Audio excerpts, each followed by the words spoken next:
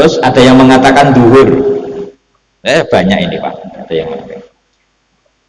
Ini yang paling penting. Mengapa oleh Allah kok tidak dijelaskan? Sholatil wusta itu tidak dijelaskan. Langsung ini asar atau ini subuh. Mengapa oleh Allah nggak dijelaskan begitu? Alasannya begini. Li yuhafidho al insanu ala dzalika kulluh. Agar manusia itu sangat memperhatikan di setiap ojo-ojo sholatil wusta asar, akhirnya asar semangat. Ojo-ojo sholatil wusta itu subuh, akhirnya subuh semangat.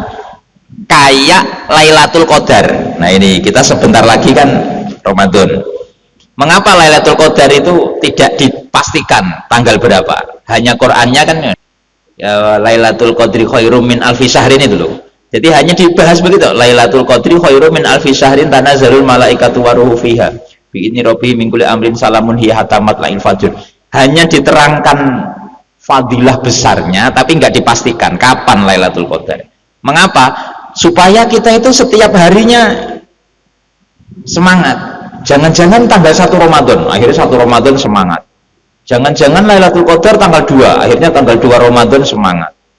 Akhirnya terus setiap malam kita berlomba-lomba. Lah itu. Jadi begitu. Jadi hikmah mengapa ini tidak dijelaskan, sholatil wusta ini mengapa nggak dijelaskan?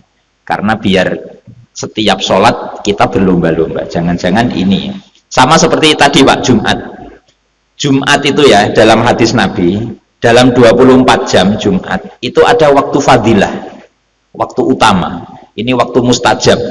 Jadi pas awake dhewe ndonga, pas di waktu itu wes jelas otomatis terkabulkan.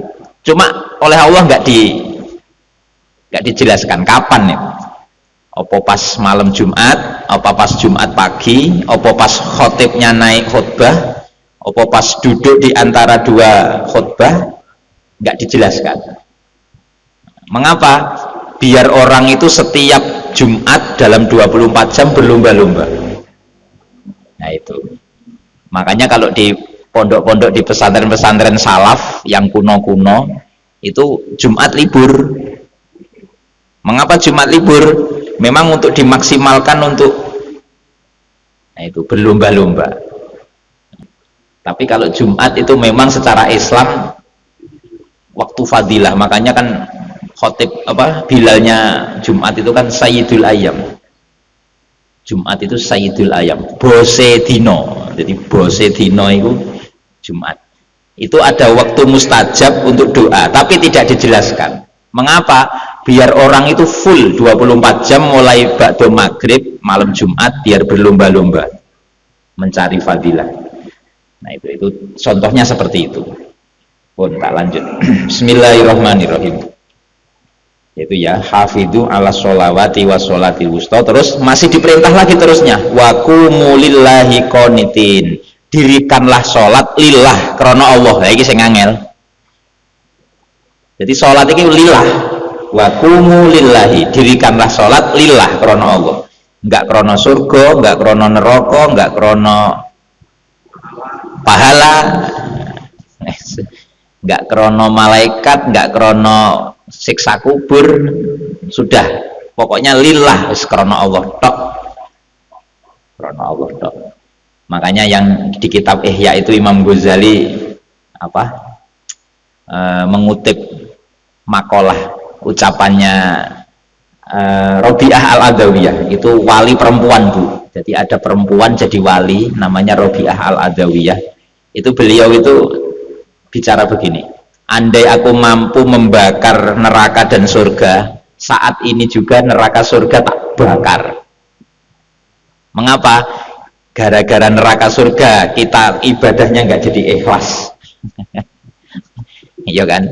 Yang dengan mulai kecilik didenteni neraka akhirnya terus malih wani sholat. Jadi andaikan aku mampu hari ini membakar surga dan neraka tak bakar, biar murni sholatnya itu lillah. Memang perintah ayatnya juga begitu, waqumu lillahi qanitin, waqumu dan dirikanlah sholat lillahi karena Allah, qanitina dalam kondisi taat. Qanitin itu taat. Ada yang mentafsiri qanitin itu diam. Dirikanlah sholat karena Allah, qanitinya dalam keadaan diam. Artinya sholat nggak boleh bicara, nggak boleh bicara. Satu kata pun nggak boleh. Makanya kita diam. Itu jadi tafsirnya qanitin ada dua ya. Qanitin ada yang mengatakan ai sakitin, diam. Ada yang mengatakan ai muti'ina. Muti'in itu taat. Dirikanlah sholat dalam kondisi taat. Tafsir yang lain, dirikanlah sholat karena Allah dalam kondisi diam. Artinya jangan ngomong. Jadi sholat itu diam. Nah, itu. Jadi nanti jenengan kalau ditanya mana dalilnya sholat harus diam, nggak boleh ngomong. Ya ini, waqumu lillahi qanitin. Dirikanlah sholat karena Allah qanitina dalam keadaan diam. Jangan ngomong selain bacaan sholat. Bahkan isaroh itu juga ulama ya ada yang mengatakan nggak boleh, ada yang mengatakan makruh. Ibunya tanya, Pak, kuncinya di mana? Bapaknya pas sholat, akhirnya pakai isaroh,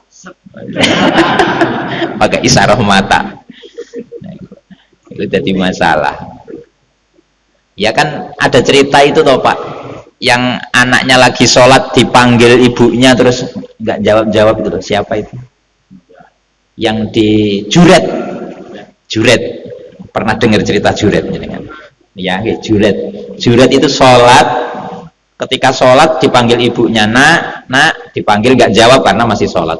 Lah ibu iki galak, sidik-sidik gampang ndongakne elek, makanya hati-hati nggih. Jadi seorang ibu jangan begitu, langsung anaknya itu didoakan, kamu nggak jawab panggilan ibu, kualat kamu, kualat tenan. Akhirnya pas dia selesai sholat, ibunya udah kadung marah. Akhirnya dia keluar. Pas keluar rumah itu di tengah jalan ketemu PSK, wanita PSK. Terus akhirnya wanita PSK ini hamil, ngaku yang menghamili Juret. Padahal Juret nggak roh apa-apa. Ya iku kualat gara-gara doanya orang tua, akhirnya Juret kena musibah itu, dituduh menghamili orang. Yang ngaku yang perempuan sendiri. Wah, akhirnya Juret mau dipukuli, mau dibunuh Pak. Mau dipukuli, mau dibunuh karena menghamili perempuan. Dilalah perempuannya melahirkan anak, anaknya baru lahir itu bisa ngomong.